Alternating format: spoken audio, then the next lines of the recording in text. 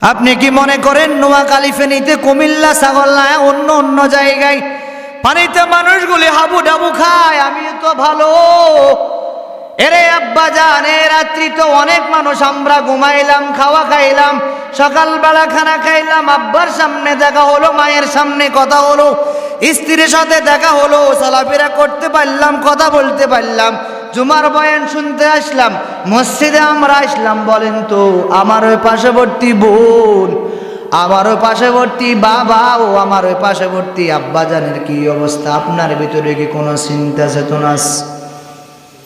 আপনি একটু চিন্তা করে দেখেন তো, এমন যদি অবস্থা আমার আপনার হয়, তখন আমার আপনার কি অবস্থাটা হবে? হঠাৎ করে ওই মাঠে দুইটা গরু একসাথে খানা খায়, দুইটা গরু খানার মধ্যে লিপ্ত। হঠাৎ করে একটা গরু চলে গেল, চলে যাওয়ার পর দ্বিতীয় গরু চিন্তা করে ওই গরুটা যাওয়ার পর এখন দ্বিতীয় সিরিয়ালটা কিন্তু আমার শুরু হবে। তার মানে হলো এই যে ফেনী বলেন, নোয়াখালী, চট্টগ্রাম, যে জায়গাতে বলেন না কেন, অবস্থা ভীষণ খারাপ। শুধু খারাপ নয়, ভাষা ব্যক্ত করা যাবে না। বিভিন্ন সোশ্যাল মিডিয়া দেখেছেন কেমন এক অবস্থা। আমি ধন্যবাদ জানাই ওই সমস্ত সংগঠন আর ওই সমস্ত দল মত নির্বিশেষে, আওয়ামী লীগ আর বিএনপি, কোনো প্রশ্ন এখানে আমার আসা দরকার নাই।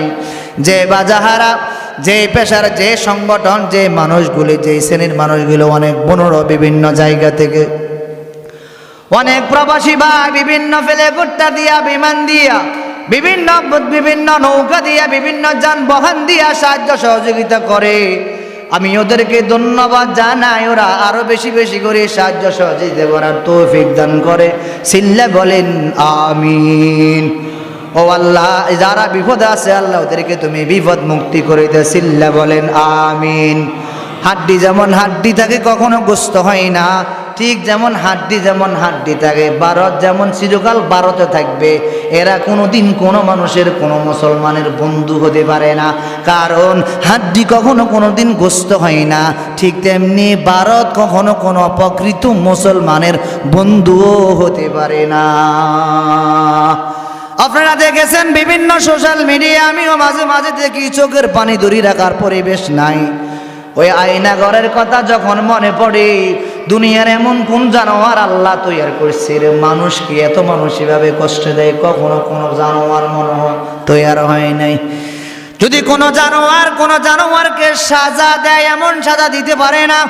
আমি মনে করি আজ যারা মুসলমানকে বারবার আঘাত করে, কষ্ট দেয়, চোখের পানি পালায়, ওই ছোট ছোট বাচ্চাদের আর তোনার দিকে যাদের অন্তর বলে না, মন যাদের গলিত হয় না, এই জানোয়ারগুলিকে ওই আয়না ঘরের ভিতরে পরিপূর্ণ সাজা দিয়া দেখায় দেওয়া দরকার। ভারতের গোষ্ঠী বারোসারা পানি, আমি তোমাদেরকে ইলিশ মাছ খাওয়াই, মাঝে মাঝে ইলিশ মাছ দিয়ে তোমাদেরকে, ইলিশ মাছ আমরা দিই, তোমরা আমাদেরকে পানি দাও। যে পানির তলা থেকে মাঝি ভাই কত কষ্ট করিয়া ইলিশ মাছ ধরে দিল, ভারতের গোষ্ঠী ভারতের খাওয়ায়, আর ওই ভারতের গোষ্ঠী ইলিশ মাছ ওরা যেখান থেকে সংগ্রহ করি ওদেরকে আমরা খাওয়াই। ওরা বলে ইলিশ মাছের গ্রান শেষ, এবার পানি দিয়ে ওদেরকে ডুবাইয়া দাও।